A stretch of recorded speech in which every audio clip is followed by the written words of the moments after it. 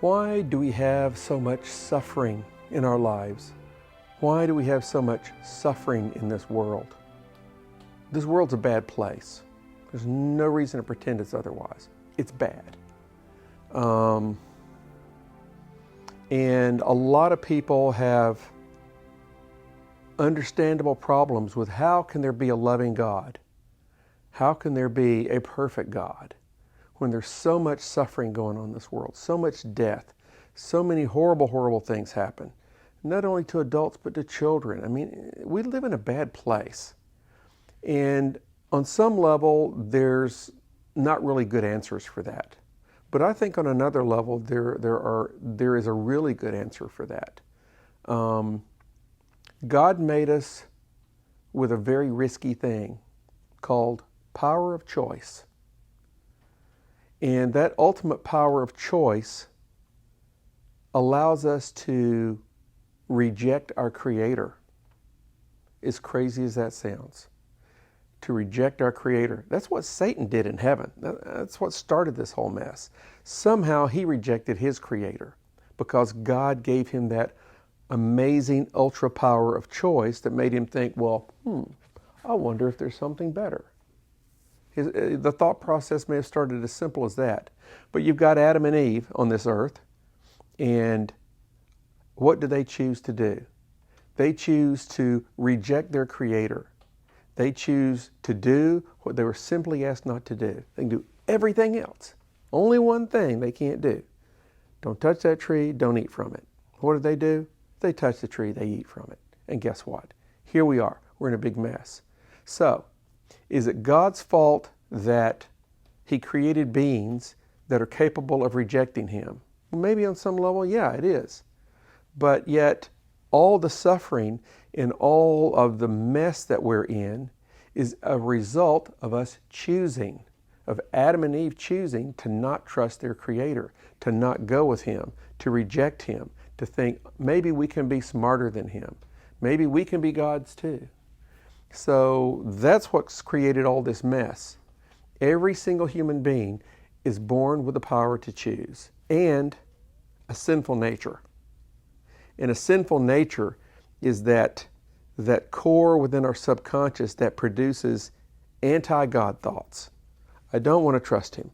I want to reject my Creator. Look at all the people that pretend there's not a God.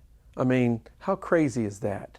When you look at all the things that create and sustain life, and you look at the very delicate balance with which just a human life lives, you've got to be really out there if you truly believe that this all happened by chance. If you truly believe that, you'd be playing the lottery every weekend expecting to win. I mean, the wild chance that it takes to make us the way we are. So we've rejected our Creator, and so what happens? Nothing good. It's terrible. All the suffering, it's our own fault. Every single person, by their free will, chooses to further reject their Creator, and as a result, they become more and more messed up. And sometimes that plays out in ways that don't seem so bad from a moral standpoint. And then you've got the other extreme of those who are extremely morally corrupt or perverted. We love to use Hitler as an example. That was a really wicked, wicked person. And, you could go to the prisons and visit lots of other wicked people. Truth is, nobody's innocent.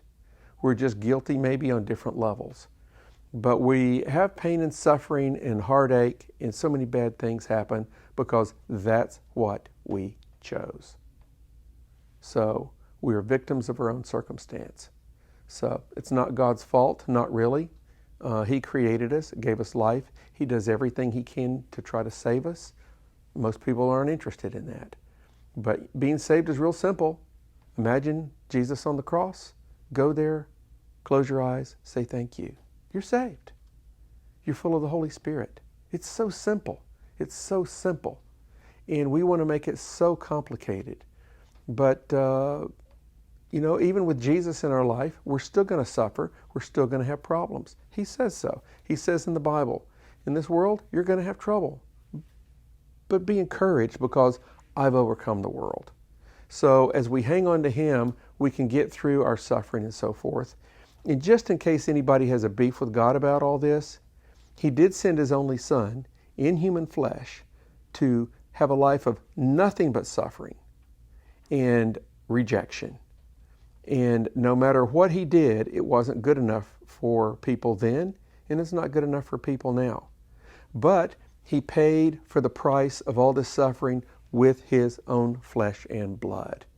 He was never guilty of doing anything wrong, not in his thoughts, not in his words, not in his actions, and yet he assumed our guilt, and he took the full punishment as the worst sinner, tortured to death, naked on a cross, completely innocent, but he took our place.